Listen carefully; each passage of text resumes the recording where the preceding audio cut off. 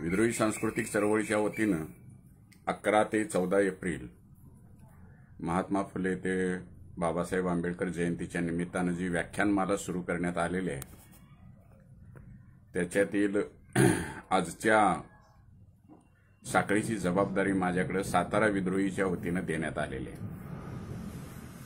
सुरुवातीच्या काळात थोडं लॅपटॉपवर घेता आलं तर बरं होईल असं म्हणून मी प्रयत्न केला, पण ते मला जमलं नाही, म्हणून मी परत मोबाईलवर तुमच्या समोर येतो। थोडा वेळ गेल्याबद्दल दिलगिरी। साताऱ्यातले माझे तरुण सहकारी शुभम यांनी ज्यावेळी मला सांगितलं की आपल्याला ही व्याख्यानमाला घ्यायची आहे त्यावेळी मला खूप आनंद झाला, कारण विद्रोहीतले बरेच सहकारी वेगवेगळ्या कामांच्या मध्ये गुंतलेले आहेत आणि कोरोनाचा काळ असल्यामुळे संघटितपणे एखादी गोष्ट करणं जड जातंय। अशा वेळेला ऑनलाईन कार्यक्रमांची जी पद्धत गेल्या वर्षीपासून आपण पाळली तिचा खूप चांगला उपयोग होतो असं माझ्या लक्षात आलेलं आहे।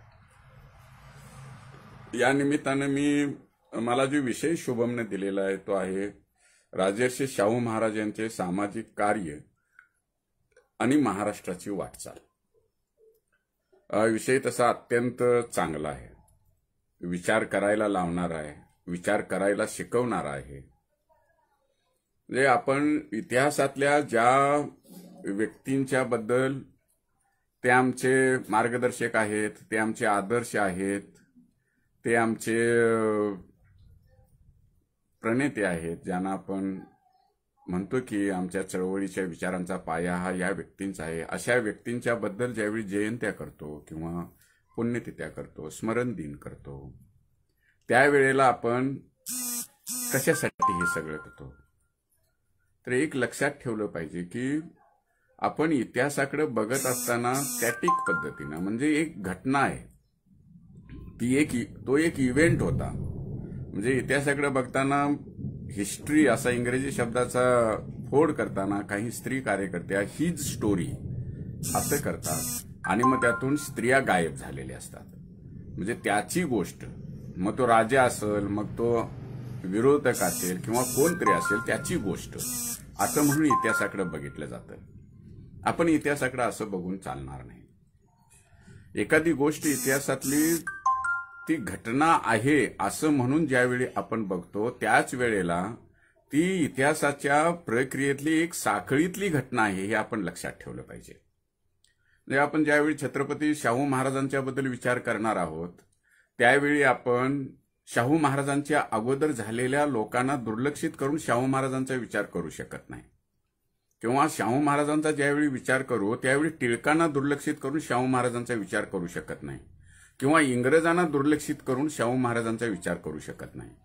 म्हणजे आपण ज्यावेळी एखाद्या घटनेकडे बघतो, एखाद्या व्यक्तीकडे बघतो, त्यांच्या जीवनाकडे बघतो, त्यांच्या जीवनचरित्राकडे बघतो, त्यावेळी आपण इतिहासाच्या साखळीवरच्या कुठल्या टप्प्यावर ती व्यक्ती झाली, त्यावेळी समाजामध्ये कुठल्या प्रकारचं वातावरण होतं आणि ह्या वातावरणामध्ये त्यांच्या विरोधात कोण होते, त्यांच्या बाजूने कोण होते, त्यांनी कुठल्या परिस्थितीमध्ये ते विचार मांडले, हे सगळं समजून घेणं हे कार्यकर्ता म्हणून आपल्या सगळ्यांच्याच दृष्टीनं आवश्यक असतं। त्यामुळे आपण ज्यावेळी समाजाचा विचार करतो, समाज विकासाचा विचार करतो, प्रक्रियांचा विचार करतो, त्यावेळी आपण एका सामाजिक संघर्षाला सामोरे जाणारा इतिहास आपण तपासतो, समजून घेतो। आणि भारताचा इतिहास जर का पाहिला तर डॉक्टर बाबासाहेब आंबेडकर असं म्हणतात की भारताचा इतिहास हा एक बौद्ध परंपरा, म्हणजे श्रमण परंपरा आणि ब्राह्मणी परंपरा यांच्यामधल्या रक्तरंजित इतिहासाची साक्ष आहे, म्हणजे यांच्यामधला रक्तरंजित इतिहास आहे। किंवा कॉम्रेड शरद पाटलांच्या सारखा माणूस असं म्हणतो की भारतीय इतिहास हा ब्राह्मणी आणि अब्राह्मणी या संघर्षामधून तयार झालेला आहे। साळुंखेंची यासारखे जे विद्वान माणसं आहेत ती ही सामाजिक विभागणी किंवा हा जे इतिहास आहे त्या इतिहासाकडे बघत असताना ते बहुजनांचा इतिहास आणि अभिजनांचा इतिहास असं बघतात. म्हणजे श्रमण संस्कृती आणि ब्राह्मणी संस्कृती यांच्या संघर्षाचा इतिहास आणि त्या इतिहासाच्या कोणत्या टप्प्यावर कोणी कोणत्या प्रकारचं योगदान केलं असं जर आपण बघायचं ठरवलं तर मग आपल्याला एक साखळी उभा राहिलेली दिसते. ती ज्ञात साखळी ही बळीराजापासून असू शकते, पण बळीराजाचा पुरावा मिळत नाही म्हणून मग काही लोक इतिहासातलं एक उदाहरण म्हणून बळीराजाचा उल्लेख केला जातो. मग आपल्याला बुद्ध मिळतो. बुद्धाच्या नंतर आपल्या देशामध्ये जे वेगवेगळे विचार आले, जे बुद्धाच्याच विचाराचं पाया असलेले किंवा बुद्धाचाच विचार पाया असलेले आणि नंतर विकसित झालेले असे विचार, त्याच्यामध्ये येशू ख्रिस्तांचा विचार असेल, त्याच्यामध्ये महम्मद पैगंबरांचा विचार असेल, किंवा भारतीय परंपरेमधले बसवण्णा आणि शरण संतांचा विचार असेल. महाराष्ट्राचा जर विचार करायचं झालं तर चक्रधरांचं महानुभाव परंपरेचा इतिहास असेल, किंवा वारकरी संत नामदेवांच्या पासून तुकोबांच्यापर्यंत आणि नंतर फुले शाहू आंबेडकर असा आपण एक साखळी उभा करतो. आणि त्या साखळीमधले जे आमचे हिरो आहेत, आमचे नायक आहेत, त्यांनी कुठल्या पद्धतीनं त्या काळामध्ये काम केलं आणि ही साखळी पुढे चालू ठेवली असं आपल्याला बघावं लागतं.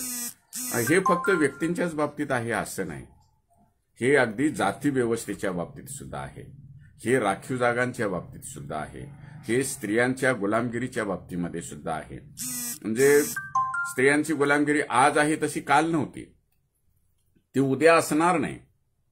जाती व्यवस्था जशी काल होती तशी आज असणार नाही. त्यामुळे काल सापेक्ष पद्धतीनं कुठल्या काळामध्ये जाती व्यवस्थेचं कंतू स्वरूप होतं आणि त्याच्या विरोधामध्ये त्या काळातल्या चळवळीने कसं लढा दिला, तोंड दिलं आणि कुठल्या व्यक्तीनं कुठल्या प्रकारे त्याच्यामध्ये योगदान दिलं असं बघायला आपण शिकलं पाहिजे इतिहासाकडे बघताना. शाहू महाराजांच्या निमित्तानं आपण एखाद्या राज्याचं, एखाद्या चळवळीचं मूल्यमापन करताना काही गोष्टी महत्वाच्या आहेत. म्हणजे आपण म्हणतोय की ती संघटना फार क्रांतिकारक आहे, म्हणजे काय आहे, किंवा ती व्यक्ती फार ग्रेट आहे म्हणजे काय आहे, किंवा एखादी व्यक्ती एकदमच प्रतिगामी आहे असं म्हणतो, म्हणजे का म्हणतो याचे काही ठोक ताळे आपण आपल्या मनामध्ये निश्चित करायला पाहिजेत. म्हणजे मी असं म्हणेन की कुठल्या ठोक ताळ्यांच्या आधारावर तुम्ही एखाद्या व्यक्तीचं किंवा चळवळीचं किंवा पक्षाचं मूल्यमापन करणार आहात, तर डॉक्टर बाबासाहेब आंबेडकरांनी त्याच्यामध्ये एक दिशादर्शक असं वाक्य किंवा सूत्र सांगितलेलं आहे. ते असं म्हणतात की ज्या चळवळीमध्ये स्त्रियांचा विकास किती झाला किंवा ज्या समाजामध्ये स्त्रियांचा विकास किती झाला याच्यावरून त्या समाजाचा विकास झाला की नाही झाला हे सांगता येतं. म्हणजे स्त्रियांची गुलामगिरी असेल, जाती व्यवस्था असेल, जाती व्यवस्था ही माणसाचं माणूसपण नाकारणारी व्यवस्था आहे. त्या व्यवस्थेबद्दल कोणाचं काय मत आहे याच्यावर तो माणूस चांगला की वाईट, म्हणजे पुरोगामी की प्रतिगामी हे ठरू शकतो. तो आपल्या परंपरेतला आहे की शत्रूच्या परंपरेतला आहे हे ठरू शकतो. सामाजिक आर्थिक शोषण म्हणजे गुलामगिरी, आर्थिक गुलामगिरी म्हणजे एखाद्या माणसाला न्याय, आर्थिक न्याय मिळणार आहे की नाही, शेतकऱ्याला न्याय मिळणार आहे की नाही, कामगाराला न्याय मिळणार आहे की नाही, काम करणाऱ्या श्रमिकाला न्याय मिळणार आहे की नाही, जो घाम गाळतो तो घाम त्या घामाचा न्याय त्याला मिळणार आहे की नाही. म्हणजे उदाहरण द्यायचं झालं तर पैगंबर साहेबांनी आपल्या कुराणामध्ये असं सांगितलेलं आहे की श्रमिकाच्या अंगावरचा घाम सुकण्याच्या अगोदर त्याची मजुरी त्याला मिळाली पाहिजे, म्हणजे मग तुम्ही न्याय दिला असा त्याचा अर्थ होईल. म्हणजे तुम्ही श्रमाला, श्रमिकाला त्याचं आर्थिक सामाजिक शोषण होणार नाही असं बघता की नाही, असा एक मुद्दा महत्वाचा आहे. म्हणजे एका बाजूला स्त्रियांच्या बाबतीमध्ये त्यांचे विचार काय होते, दुसऱ्या बाजूला जाती व्यवस्थेबद्दल त्यांचे विचार काय होते, तिसऱ्या बाजूला समाजातल्या आर्थिक शोषणाबद्दल, गरिबीबद्दल, गरिबीतून येणाऱ्या दुःखाबद्दल त्यांचे विचार काय होते, चौथ्या बाजूला पर्यावरण, ही धरती, हा निसर्ग यांच्याबद्दल त्यांचं काय मत होतं, आणि पाचवा महत्वाचा मुद्दा जो अलीकडे विकसित केलेला आहे आपण सगळ्यांनी मिळून, लोकशाहीबद्दल त्या चळवळीचं, त्या पक्षाचं किंवा त्या व्यक्तीचं काय मत होतं, असे काही निकष लावून आपण एखाद्या व्यक्तीच्या चारित्र्याचं, एखाद्या व्यक्तीच्या इतिहासाचं मूल्यमापन करायला पाहिजे, असा मी आपल्याला नक्कीच आग्रह करेन. आणि हे सगळे मुद्दे घेऊन जर का आपण शाहू महाराजांच्या बाबतीमध्ये विचार करायचा ठरवला तर आपल्याला काय जाणवतं? हे मुद्दे फक्त शाहू महाराजांनाच लागू होतात असं नाही. तुम्ही कुठल्याही व्यक्तीबद्दल, चळवळीबद्दल, या मुद्द्याबद्दल ती चळवळ काय बोलते, या मुद्द्याबद्दल ती संघटना काय बोलते, या मुद्द्याच्या वरती त्या व्यक्तीने त्यांच्या आयुष्यामध्ये काय केलेलं आहे, असं जर तपासायचं ठरवलं तर ती व्यक्ती आमची आहे की नाही हे आपल्याला कळायला मदत होऊ शकते. त्यामुळं आपण एक लक्षात ठेवलं पाहिजे की शाहू महाराजांचं सामाजिक कार्य असं ज्यावेळी आपण बोलू ते राजकीय कार्य पण असणार आहे. पण आपण जे महाराष्ट्रात राहणारे लोक आहोत त्यांनी एक लक्षात ठेवलं पाहिजे की फुले शाहू आंबेडकर यांचं कार्य, शाहू महाराजांचं कार्य, ज्याच्या आधारावर हा महाराष्ट्र आता उभा आहे, म्हणजे ज्याच्या आधारावर हा देश पण आता पुढच्या काळामध्ये, आतापर्यंत चालत आल्याने पुढच्या काळामध्ये चालत राहणार आहे. म्हणजे उदाहरण सांगायचं झालं तर डॉक्टर बाबासाहेब आंबेडकरांच्या नंतर आंबेडकरी चळवळीतले एक नेतृत्व, ज्याला व्यक्तिमत्व म्हणूया, नेतृत्व करणारं, त्या कानशीराम. कानशीराम असं म्हणायचं की या देशाला 2 फेटेवाले आणि 1 टायवाल्याची गरज आहे. म्हणजे या देशाला फुले शाहू आंबेडकरांची गरज आहे असं कानशीराम जाहीरपणे सगळ्या देशभर सांगत होते. जर का कानशीरामांना हा देश चालवणाऱ्या विचारांच्या मध्ये शाहू महाराजांचे विचार एवढे महत्वाचे वाटत होते तर ते विचार काय होते नेमके, असं आपण बघायला. शाहू महाराजांच्या बद्दल कानशीराम असं का म्हणाले, किंवा जगातले बरेचसे विद्वान शाहू महाराजांच्या बद्दल असं का म्हणाले, असं आपण बघू शकतो. ते बघण्यासाठी मी मगाशी सांगितलं त्या पद्धतीनं एक निकष त्याला आपण लावू शकतो. आता हे सगळं करत असताना आपण काही गोष्टी महत्वाच्या आहेत ज्याच्याकडे आपण दुर्लक्ष करून चालणार नाही. ते काय आहे? ते आहे शाहू महाराज हे एक संस्थानिक होते.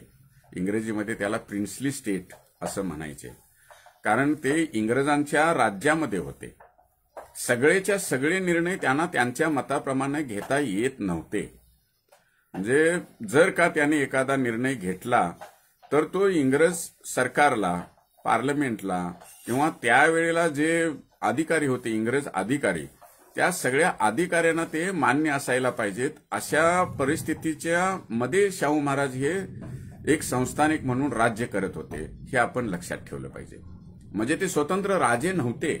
जसे छत्रपती शिवाजी महाराज हे स्वतंत्र राजे होते, तसं संस्थानात ज्यावेळी शाहू महाराज आले, दत्तक म्हणून आले, ताराराणींनी स्थापन केलेल्या गादीवर आले, त्यावेळेला ते स्वतंत्र राजे नव्हते, तर ते एक संस्थानिक होते आणि इंग्रजांच्या राज्यामधले संस्थानिक होते, हे आपण लक्षात ठेवलं पाहिजे. त्यांच्या कामाच्या कोणकोणत्या मर्यादा होत्या हे आपल्याला लक्षात येईल. त्यांचं संस्थान फार मोठं नव्हतं. म्हणजे आता जर तुम्ही विचार केला तर कोल्हापूर जिल्हा आणि कर्नाटकातला जत, जमखंडी, जत महाराष्ट्रामध्येच आहे, पण जमखंडी आणि आथणी हे जे प्रदेश आहे बेळगाव जिल्ह्यातला, त्यातले काही तालुके किंवा काही प्रदेश हा शाहू महाराजांच्या संस्थानामध्ये होता. मिरज त्यांच्या संस्थानामध्ये होतं आणि त्यांनी जी कामं केली ती आपल्या संस्थानाला केंद्रबिंदू ठेवून केली. हे सगळं संस्थान हे एकतर डोंगराळ होतं, म्हणजे तुम्हाला शाहूवाडी तालुका असेल किंवा पन्हाळा तालुका असेल किंवा गगनबावडा तालुका असेल कोल्हापूर जिल्ह्यातला, कागल तालुका असेल, राधानगरी तालुका असेल, चंदगड तालुका असेल, गडहिंग्लज तालुका असेल, हे सगळे तालुके डोंगराळ आहेत, म्हणजे पहाडातले आहेत. आणि दुसरा जो प्रदेश आहे तो दुष्काळी आहे. म्हणजे जर तुम्हाला शाहू महाराजांच्या संस्थानाची तुलनाच करायची असेल तर डोंगराळी आणि दुष्काळी तालुक्यातल्या एका राजाचं संस्थान असं करायला लागेल. जर का दुसरं एखादं संस्थान तुम्हाला उदाहरणात घ्यायचं झालं, समजा अहिल्याबाई होळकरांनी विकसित केलेलं संस्थान जर तुम्ही बघितलं तर सगळा प्रदेश सुपीक होता आणि खूप मोठं संस्थान होतं. त्यामुळे त्यांचा इन्कम पण जास्त होता, म्हणजे उत्पन्न जास्त होतं करातून येणारं. शाहू महाराजांच्या काळामध्ये त्यांच्या संस्थानामध्ये ते संस्थान एवढं मोठं नव्हतं, त्यामुळे त्यांच्याकडे जमा होणारा पैसा, निधी, कर हा सुद्धा कमी होता आणि अशा वेळेला त्यांनी हे कार्य केलेलं आहे हे आपण लक्षात ठेवलं पाहिजे. दुसरा मुद्दा मी तुम्हाला विचार करण्यासाठी सांगणार आहे तो असा आहे की शाहू महाराजांच्या काळामधली जाती व्यवस्था समर्थक ब्राह्मणी विचाराची चळवळ स्ट्रॉंग होती. एकदम तीव्र पद्धतीनं टिळकांच्या नेतृत्वाखाली त्यांचं काम चाललेलं होतं आणि टिळक हे प्रतिगाम्यांचे अग्रणी होते. काही लोक स्वराज्याच्या बाबतीमध्ये किंवा स्वतंत्र माझा हक्क आहे अमुक तमुक असं जोडतात त्यांना, पण इतिहासाचा जर आपण धांडोळा घेतला तर लक्षात येईल की त्यांनी छत्रपती शिवाजी महाराजांनी स्थापन केलेल्या रयतेचं राज्य आणि टिळकांनी दिलेल्या घोषणेतलं राज्य ह्याच्यामध्ये खूप फरक आहे. ते धर्माच्या पायावर स्वातंत्र्य मागत होते. इंग्रज गेले पाहिजेत आणि हिंदूंना, मुस्लिमांना, शिखांना अशा लोकांना स्वातंत्र्य मिळालं पाहिजे असं ते म्हणत होते. इथल्या कुणबी कुरवाडी रयत मराठ्याला किंवा ओबीसीला, दलिताला स्वातंत्र्य मिळावं हे त्यांना मान्य नव्हतं. अथनीमध्ये सभा घेतली त्यावेळी टिळकांनी असं जाहीर केलं होतं की संसदेमध्ये जाऊन कुणब्यानं काय नांगर धरायचं आहे, तेल्यानं काय तेल काढायचं आहे, वाण्यानं काय तराजू धरायचा आहे, म्हणजे यांची गरज नाही, यांना स्वातंत्र्याची गरज नाही असं टिळक जाहीरपणे आपल्या सभेतून सांगत होते.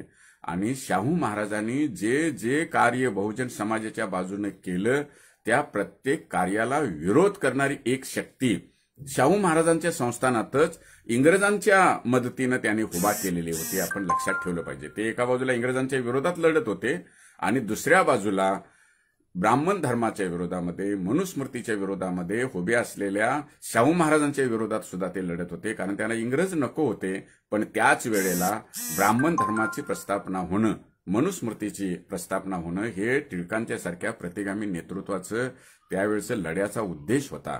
हे आपण लक्षात ठेवलं पाहिजे.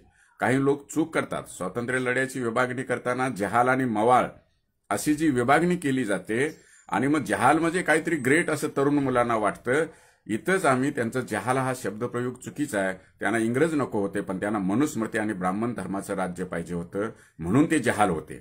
आणि मनुस्मृती पण नाही पाहिजे, ब्राह्मण धर्माचं राज्य पण नाही पाहिजे आणि इंग्रज पण नाही पाहिजे असं म्हणणारे जे होते, त्या दिशेनं जे लढा करत होते, त्याच्यामध्ये मवाळांचा असा शब्दप्रयोग जरी केलेला असला तरी ते खऱ्या स्वातंत्र्यासाठी लढणारे लोक होते. त्याच्यामध्ये महात्मा ज्योतिराव फुले येतात, त्याच्यामध्ये डॉक्टर बाबासाहेब आंबेडकर येतात, त्याच्यामध्ये शाहू महाराज येतात, त्याच्यामध्ये महात्मा गांधींच्या नेतृत्वाखालची सगळी मंडळी येतात.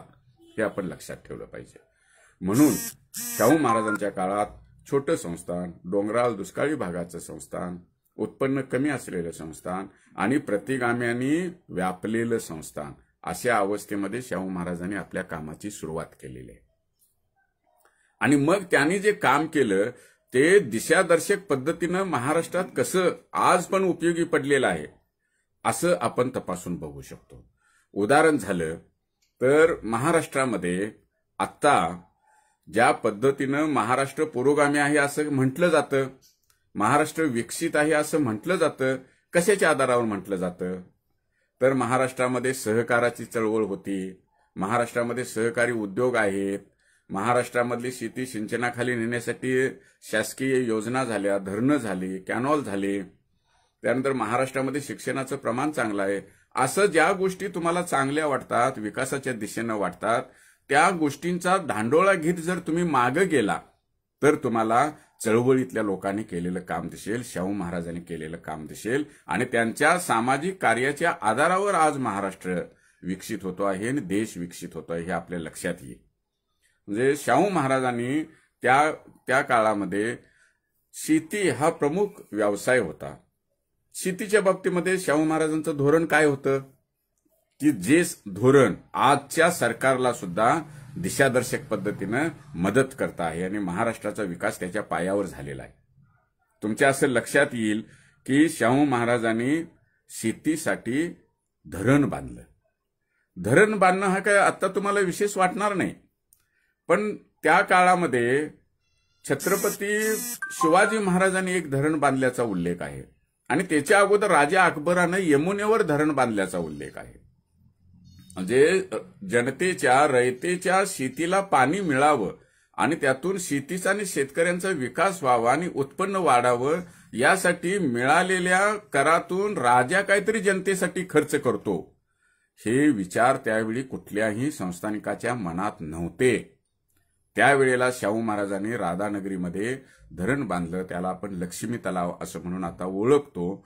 हे धरण शाहू महाराजांनी बांधलं. हे धरण बांधण्यासाठी त्यांनी कर्नाटकातून इंजिनियर बोलवला.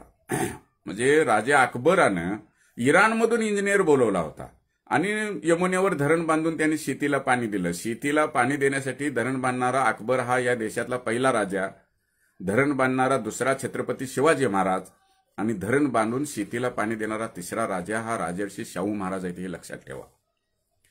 त्या धरणातल्या लोकांचं पुनर्वसन करणं हे सुद्धा शाहू महाराजांनी केलं.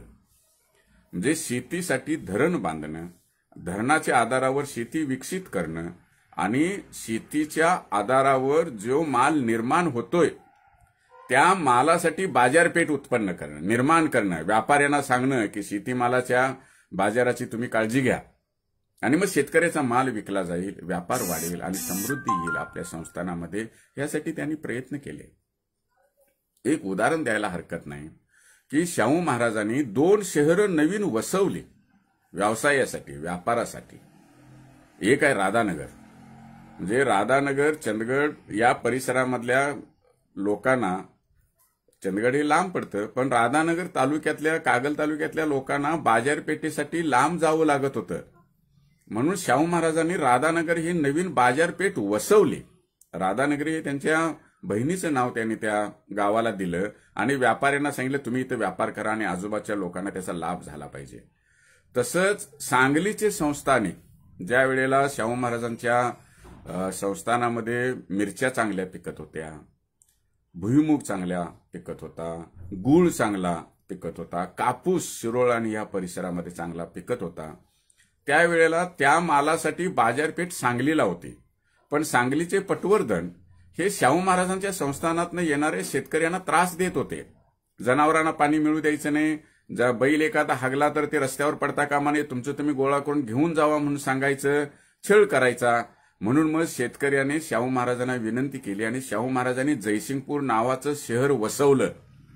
आणि हे शहर वसवताना त्यांनी कुठल्या देवाची, धर्माची काहीही विचार केला नाही. अत्यंत सिंधू संस्कृतीतल्या काळातल्या सारखं चौकोनी शहर, आखीव रस्ते, गटारी ह्या सकट अत्यंत विकसित शहर ज्याला म्हणायचं अशा पद्धतीचं शहर वसवलं.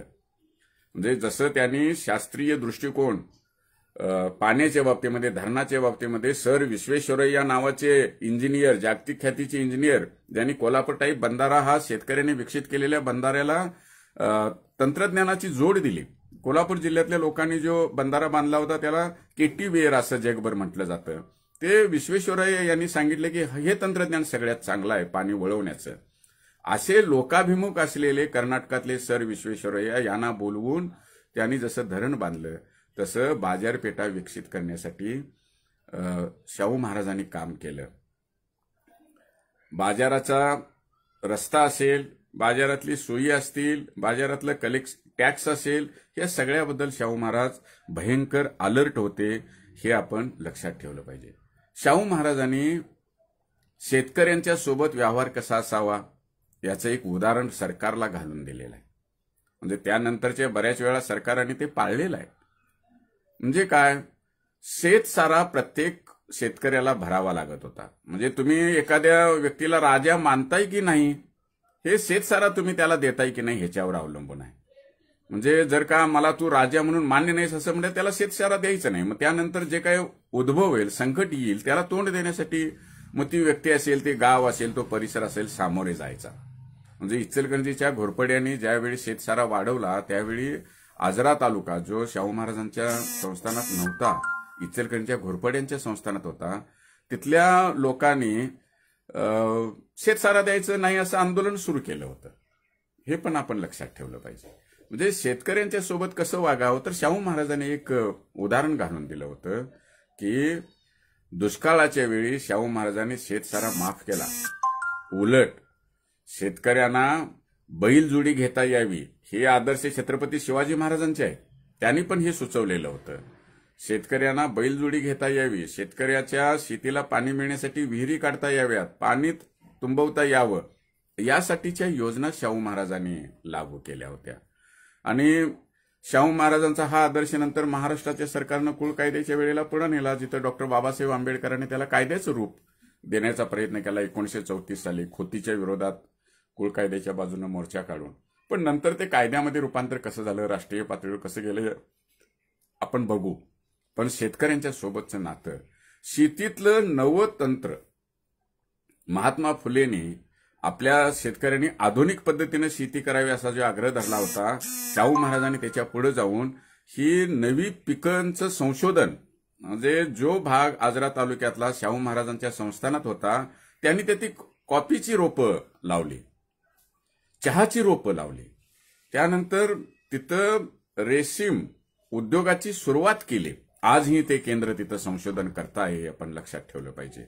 आणि आजही ऊसासाठी आंबोलीजवळ जे केंद्र विकसित झालं त्याचा पाया शाहू महाराजांनी त्या परिसरामध्ये चहा कॉफीची लागवड करून नवं संशोधन केंद्र विकसित केलं होतं. आणि त्या संशोधन केंद्राचं जबाबदारी कोणाकडे, जमा खर्च कसा, शेतकऱ्यांच्या सोबतचं नातं कसं, हे त्यावेळेलाच त्यांनी ठरवलं होतं. म्हणून मग महाराष्ट्रामध्ये नंतरच्या काळामध्ये राहुरीचं कृषी विद्यापीठ असेल किंवा संशोधन पाडेगावचं ऊस केंद्र असेल, ही जी केंद्र आहेत, किंवा आधुनिक काळामध्ये ज्या शेतीतल्या यात्रा भरतात, जागोजागी प्रदर्शनं भरतात, शेती प्रदर्शनं भरतात, याची सुरुवात शाहू महाराजांनी केली. म्हणजे शाहू महाराजांचं शेतीच्या विकासाच्या संदर्भातलं कार्य हे पायाभूत कार्य आहे आणि ते कार्य त्यांनी करून लोकांना आदर्श घालून दिला. शाहू महाराजांचं दुसरं एक वैशिष्ट्य तुम्ही सगळ्यांनी लक्षात घ्यायला पाहिजे. महाराष्ट्रामध्ये सहकारी उद्योग सुरू झाले आणि सहकारी साखर कारखाना हा पहिल्यांदा महाराष्ट्रामध्ये सुरू केला तो धनंजयराव गाडगीळ आणि जे वैकुंठभाई मेहता म्हणून नियोजन समितीचे सदस्य होते नेहरूंच्या काळामध्ये, त्यांनी एक कारखाना सुरू केला. त्याचं नाव आत्ताच आहे विठ्ठलराव विखे पाटील कारखाना. हा महाराष्ट्रातला पहिला सहकारी साखर कारखाना. यह कारखाना तयार होत असताना कर्मवीर भाऊराव पाटील यांचं योगदान मोठं आहे, कारण ते तिघजण मित्र होते एकमेकाचे. विठ्ठलराव विखे पाटील हे संस्थापकांच्या पैकी नाहीत हे आपण लक्षात ठेवलं पाहिजे. ते होते त्या प्रक्रियेमध्ये, पण नियोजन अंमलबजावणी हे मेजर निकम आणि गाडगीळ, धनंजयराव गाडगीळ आणि बाकी जे इकॉनॉमिस्ट होते आणि त्यांच्यासोबत बाकीचे वैकुंठभाई मेहता वगैरे मंडळी होती, भाऊराव अण्णा होते, या सगळ्यांनी याची सुरुवात कधी होते, याची सुरुवात सुद्धा छत्रपती शाहू महाराजांनी केलेली आहे. सहकाराचा पहिला उद्योग कोल्हापूरमध्ये शेतकरी सहकारी सूतगिरणी सुरू करून शाहू महाराजांनी केला. त्यांचे एक सहकारी होते केशवराव विचारे गुरुजी म्हणून. ते खरं तर टीसी होते रेल्वेमध्ये इंग्रजांच्या काळामध्ये. आणि सातारा रोडला शाहू महाराजांची स्वतःची रेल्वे, त्यांची स्वतःची रेल्वे होती. शाहू महाराजांची रेल्वे ज्यावेळी थांबली त्यावेळी केशवराव विचारे हे त्यांच्या बोगीमध्ये गेले आणि त्यांनी शाहू महाराजांना नमस्कार करून सांगितले की तू शेतकऱ्यांचा राजा आहेस, बहुजनांच्यासाठी विचार करतोस, तर मग तुला सहकाराचं काम करायला पाहिजे. तुमच्या असं लक्षात येईल की शाहू महाराजांना शेतकऱ्यांच्या विकासासाठी आणि समाजाच्या विकासासाठी सहकारी हे तत्व फार महत्वाचं आहे त्यांच्या लक्षात आलं. आणि त्यांनी विचारे गुरुजींना सांगितलं की मी मुंबईला चाललोय, मी परत येणार आहे, तोपर्यंत तू विचार करून ठेव, तू मला काम सांगू नकोस, सहकारामध्ये जर काय करायचं असेल तर तू माझ्यासोबत कोल्हापूरला चल, तुझी ही नोकरी सोड आणि ह्या नोकरीत मिळणारा पगार मी तुला देतो, पण सहकार विकसित कर. आणि ज्यावेळी शाहू महाराज मुंबईसनं परत आले आणि पुन्हा रेल्वे सातारा रोडच्या स्टेशनवर थांबली, त्यावेळी विचारे गुरुजी आपलं बाड बिस्तार घेऊन शाहू महाराजांच्या बोगीत चढले आणि सांगितलं की शेतकऱ्यांच्या विकासासाठी आवश्यक असलेला सहकार प्रस्थापित करण्यासाठी मी तुमच्यासोबत काम करायला तयार आहे. आणि मग सहकाराची सुरुवात झाली. सहकाराचा विचार, सहकाराचा प्रचार आणि सहकारी प्रक्रिया उद्योग याची सुरुवात शाहू महाराजांनी केली. आणि मग तुम्हाला महाराष्ट्रामध्ये हे विचार पुढे कुणी नेले याचा जर तुम्ही शोध घेतला तर तुम्हाला असं दिसेल की महाराष्ट्रात काँग्रेसच्या नावानं विकासाचा जो अकाउंट खोलला गेलेला आहे तो चुकीचा आहे. स्वातंत्र्याच्या लढ्यामध्ये काँग्रेसचं नाव घेऊन लढणाऱ्यांच्यामध्ये कम्युनिस्ट पण होते, समाजवादी पण होते आणि एम.एन. रॉय नावाचे एक महान विचारवंत आणि क्रांतिकारक होते, ज्यांनी लेनिन सोबत, ज्यांनी स्टॅलिन सोबत, ज्यांनी माओ सोबत काम केलेलं होतं. आणि ज्यांनी मेकशुकीची क्रांती घडवून आणलेली होती असा एक महान नेता त्यावेळी महाराष्ट्रामध्ये होता. आणि महाराष्ट्रामध्ये त्यांनी राजकीय कॉलेज सुरू केलं होतं. आणि त्या कॉलेजचे विद्यार्थी यशवंतराव चव्हाण, धनंजयराव गाडगीळ, निळकंठ खाडीलकर, त्यानंतर बाकीचे जे विद्वान, जी मंडळी रॉईस्ट म्हणून होती, त्या मंडळींनी सहकाराचा नंतरच्या काळामध्ये विकास केला. एमआयडीसी असणं, सहकारी उद्योग असणं, शाळा असणं, यामध्ये सुद्धा जे काँग्रेसमध्ये नंतर गेलेले रॉईस्ट होते त्यांनी विचार केलेला हे आपण लक्षात ठेवलं. त्याची पाळंमुळं ही पुन्हा शाहू महाराज आणि महात्मा ज्योतिराव फुले यांच्या सहकार्यांच्याकडे जातात. कारण केशवराव विचारे गुरुजी हे फुल्यांचे शिष्य होते. म्हणजे जसे नारायण मेघाजी लोखंडे यांनी कामगारांची संघटनाने कामगार चळवळीची सुरुवात शाहू महाराजांना अध्यक्ष करून केली होती. म्हणजे जसं शेतकऱ्यांचं आर्थिक शोषण संपलं पाहिजे असा शाहू महाराजांचा आग्रह होता, तसं कामगारांचं आर्थिक शोषण संपलं पाहिजे असा त्यांचा आग्रह होता. आणि रशियामध्ये क्रांती झाल्याचं पहिलं स्वागत शाहू महाराजांनी केलं. आणि मग कामगारांची संघटना झाली पाहिजे हे त्याआधीच त्यांनी सुरुवात केली होती. आणि या देशातली रजिस्टर्ड पहिल्या कामगार संघटनेचे ते अध्यक्ष होते आणि सचिव नारायण मेघाजी लोखंडे होते. सहकाराची सुरुवात त्यांनी केली. त्यावेळी त्यांच्या सोबत विचारी गुरुजी नावाचे सत्यशोधक होते. हे आपण लक्षात ठेवलं पाहिजे. म्हणजे विकासाचा पाया, शेतीच्या समृद्धीचा पाया, समाजाच्या समृद्धीचा पाया हा शाहू महाराजांनी घातला. आणि त्याचा विकास नंतर महाराष्ट्रातल्या राज्यकर्त्यांनी केला आणि देश पातळीवर सुद्धा तो नंतरच्या काळामध्ये गेला. शिक्षणाच्या बाबतीत शाहू महाराजांचं नाव घेतल्याशिवाय पुढे जाता येत नाही. म्हणजे फुल्यांनी शिक्षणाची सुरुवात केली आधुनिक काळामध्ये. त्याच्या अगोदर नामदेव तुकोबांनी पण केली, त्याच्या अगोदर छत्रपती शिवाजी महाराजांनी पण केली, त्याच्या अगोदर बुद्धांनी केली, पैगंबरांनी केली. हे हक्क प्रस्थापित करत नेले आमच्या माणसांनी. पण आधुनिक काळामध्ये त्याचे संस्थात्मक रूप देणं आणि सर्व समाजाला शिक्षण मिळण्यासाठी शाहू महाराजांनी त्यांच्या संस्थानात कायदा केला. काय कायदा केला तर प्रत्येक मूल शाळेत गेलंच पाहिजे. ते कुठल्या जातीचं धर्माचं याला महत्व नाही. आणि जर त्याच्या आईवडिलांनी शाळेत घातलं नाही तर वडिलांना 1 रुपये दंड होता. त्यावेळचा 1 रुपये म्हणजे आताचे 1000 रुपये समजायला हरकत नाही.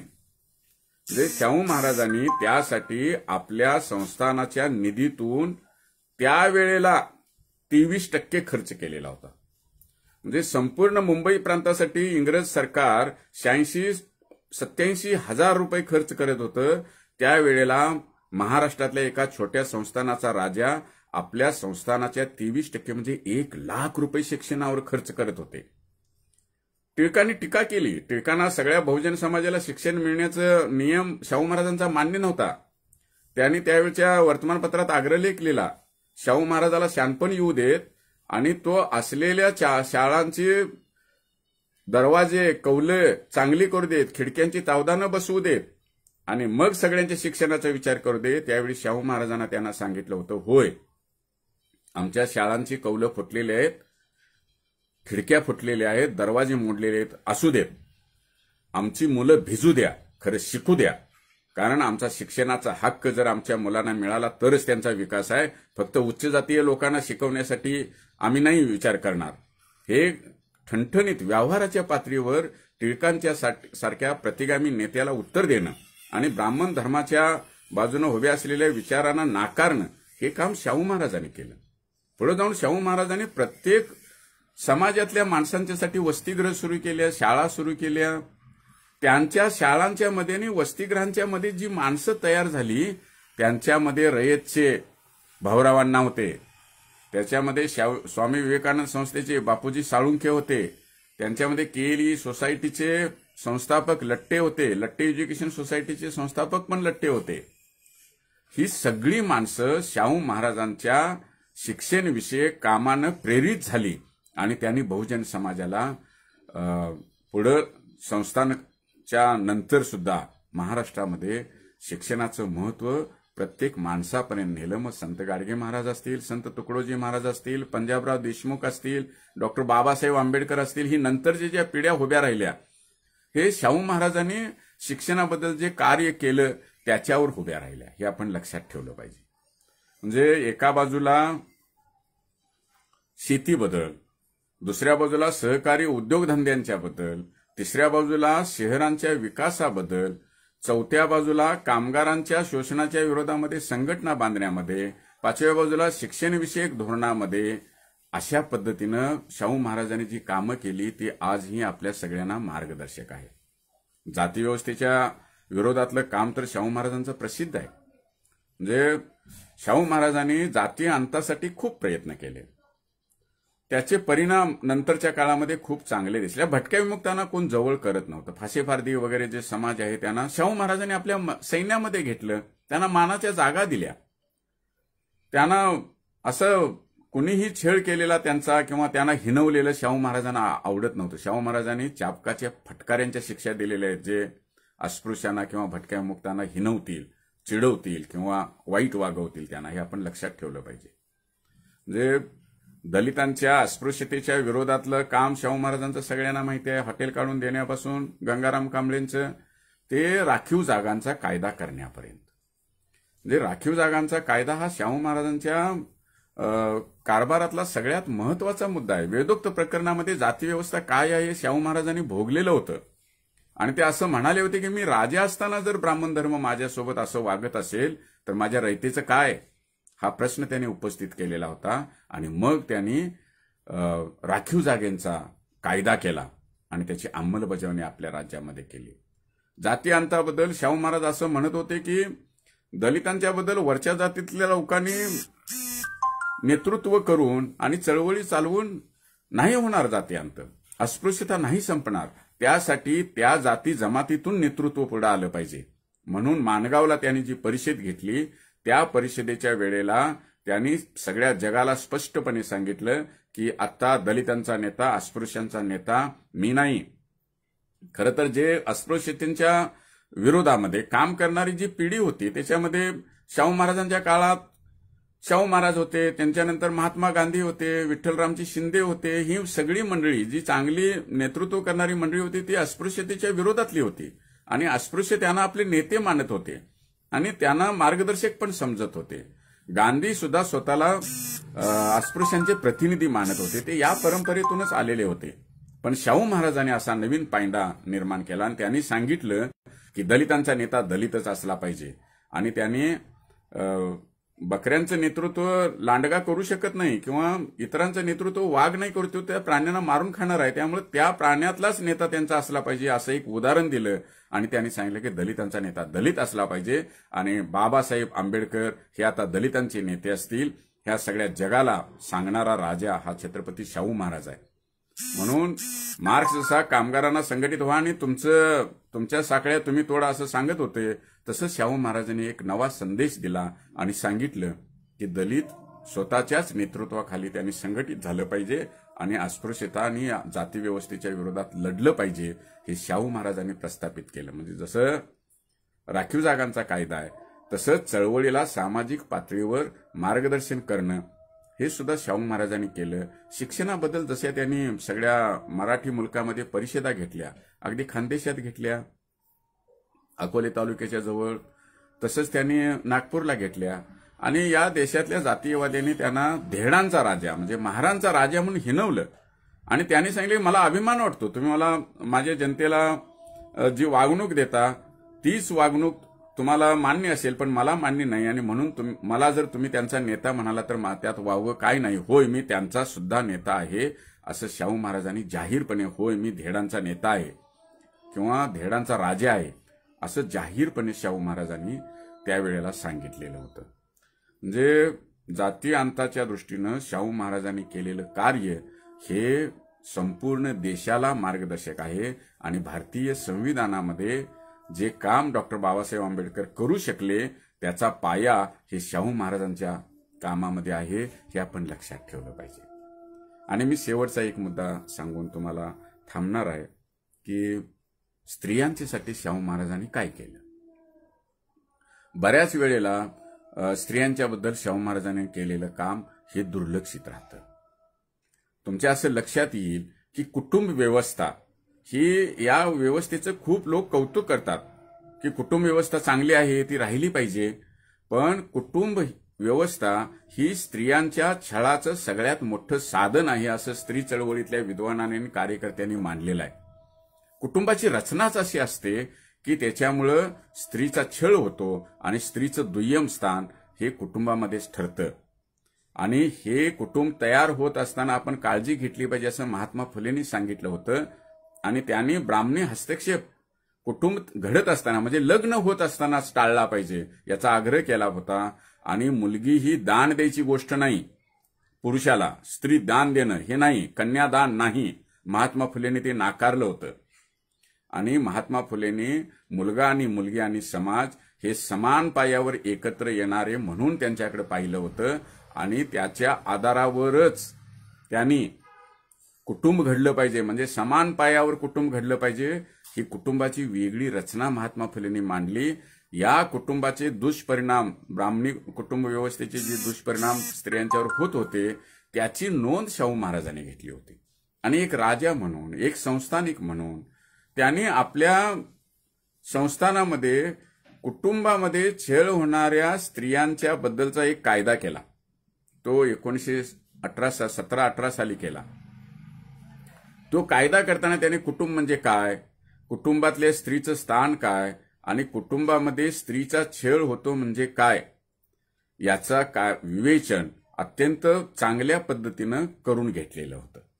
आणि मग कुटुंबामध्ये जर स्त्रीचा छळ झाला तर त्याच्या विरोधात काय करावं याचे कायदे करून अंमलबजावणी करण्याची सुरुवात हे शाहू महाराजांनी 1918 साली केलं.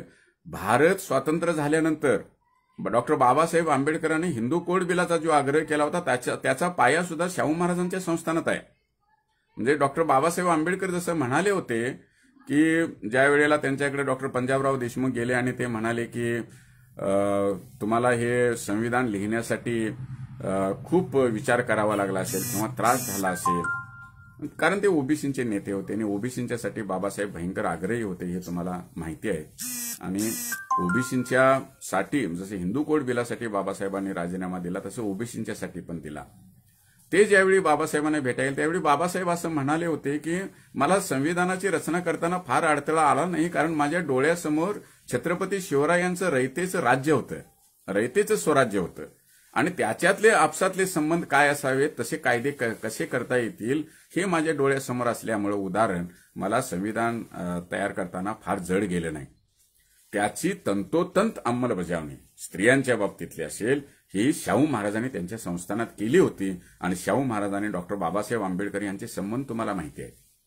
त्यांनी स्त्रियांचा कायदा 1918 साठी कौटुंबिक छळाचा छळ विरोधी कायदा भारत सरकारला हा कायदा करण्यासाठी 1970-80 उजाडावं लागलं.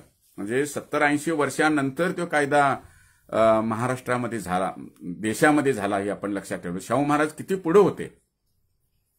म्हणजे शाहू महाराजांनी जी कामं केली सामाजिक, राजकीय, संस्थानिक म्हणून त्या कामांचा विकास नंतरच्या काळामध्ये या देशाला स्वातंत्र्य मिळाल्यामध्ये आणि या देशाला लोकशाही टिकवण्यामध्ये आणि या देशाला देशाचं संविधान मिळण्यापर्यंत झालेला आहे. म्हणजे या देशातल्या समृद्धीची सुरुवात सहकाराने होऊ शकते आणि बहुजन समाज स्वतःच्या जीवावर विकास करू शकतो हे सहकाराच्या आधारावर शाहू महाराजांनी दाखवून दिलं. चांगले रस्ते कसे असले पाहिजेत, चांगली धरणं कशी असली पाहिजेत, धरणातून शेतीचं सिंचन झालं पाहिजे, त्यासाठी शेतीसाठी मार्केट असलं पाहिजे आणि प्रक्रिया उद्योग असले पाहिजेत हे शाहू महाराजांनी सुरू केलं. अर्थात विचार फुल्यांचे होते, चळवळीचे होते आणि शाहू महाराजांच्या नंतर रॉईस्ट लोकांनी महाराष्ट्रामध्ये ते पुढे नेलं.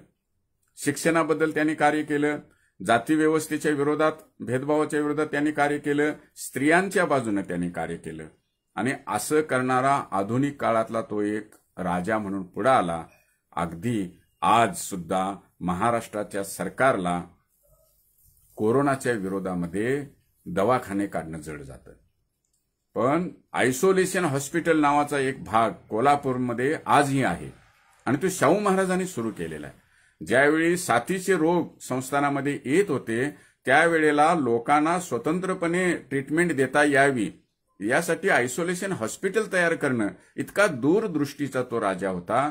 आणि तो राजा हा जसा धनगरांच्या मध्ये मिळून मिसळून वागत होता, तो राजा जसा भटक्या विमुक्तांच्या मध्ये मिळून वागत होता, तो जसा रयतेमध्ये मिळून मिसळून वागत होता आणि आपली कामं व्यवहारात आणून त्या विचाराच्या आधारावर जगत होता, तो राजा आंतरजातीय विवाहांना सुद्धा प्रोत्साहन देत होता.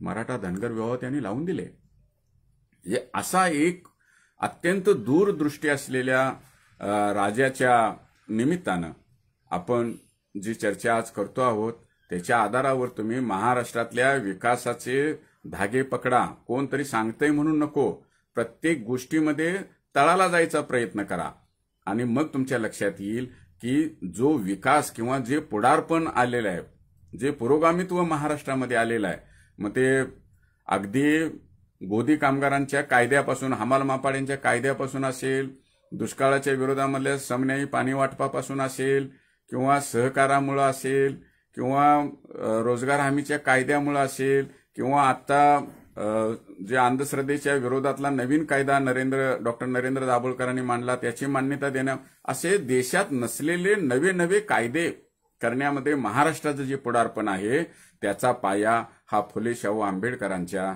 विचारामध्ये आहे. आणि तोच पाया हा या संस्थानामध्ये, शाहू महाराजांच्या संस्थानामध्ये व्यवहारात कसा आणायचं ह्याची उदाहरणं त्यांनी करून दाखवल्यामध्ये आहे. त्यामुळं महाराष्ट्राचं मूल्यमापन करताना फुले शाहू आंबेडकरांच्या विचारांचं आणि शाहू महाराजांनी त्यांच्या संस्थानात केलेल्या कार्याचं योगदान हे प्रचंड योगदान आहे.